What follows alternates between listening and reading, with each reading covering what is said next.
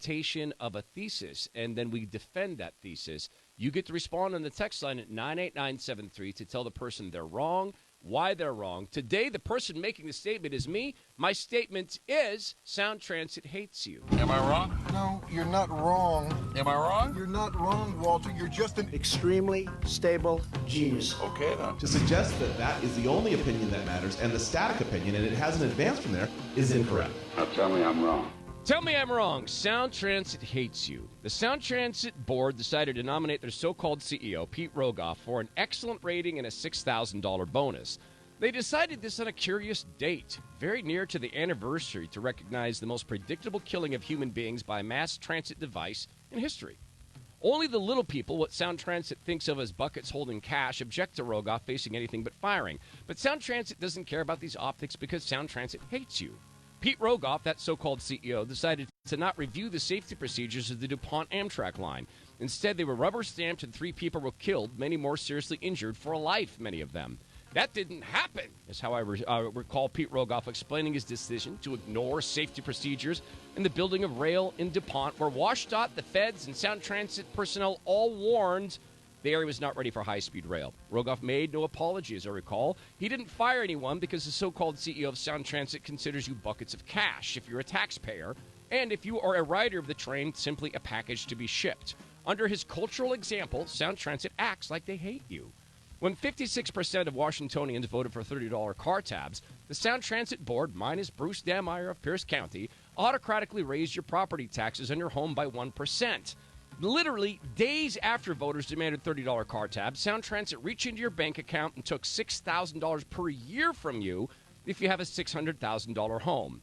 To them, you are buckets of cash, and it annoys them that mere buckets of cash dare speak out in a vote. I think Sound Transit hates you. When the brand new escalators and Sound Transit stations died a few years into service, there were no stairs for people to climb. Sound Transit packed people, they think of you as freight, onto elevators, causing massive delays in people's days. When asked why the elevators were failing, Sound Transit said they weren't expensive enough. It'll cost $20 million for new ones. Sound Transit spokemouths seemed angry that a mere reporter would ask a question on behalf of buckets of cash and freight they ship on their trains. Sound Transit doesn't care about their human freight and packages or buckets of cash they think of as taxpayers. I kind of think Sound Transit hates you.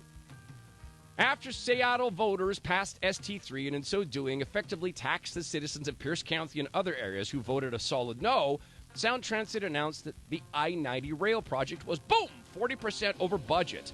They knew that before ST3 passed, but they hid that fact. It was 40% over budget because Sound Transit engineers forgot that water in Lake Washington doesn't always go up and down in a nice vertical vector. Water sloshes. No one at Sound Transit apologized. No one was fired. They know they can keep reaching into your paychecks whenever they please because they're unelected. Because ST3 has no sunset date, meaning they can tax you forever. They know they can break the law with illegal car tab calculations because Sound Transit controls, Seattle controls the vote outright when it comes to the gerrymandered taxing district. Sound Transit doesn't need to like you, respect you, or care about you. Their culture, headed by a man who apparently said black people need more help at work and who seems to find safety reviews beneath him, has devolved into the logical place such a culture of arrogance was bound to land. Hatred for the taxpayer and the freights that ride the trains. Tell me I'm wrong. Sound Transit hates you.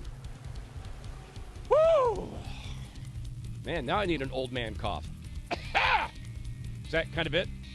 Was it close? I didn't stand up, though. All right, let's get a traffic report. Really busy traffic day. Thank goodness we've got Tracy Taylor here. Report brought to you by Michael Subaru of Bellevue. Watching too.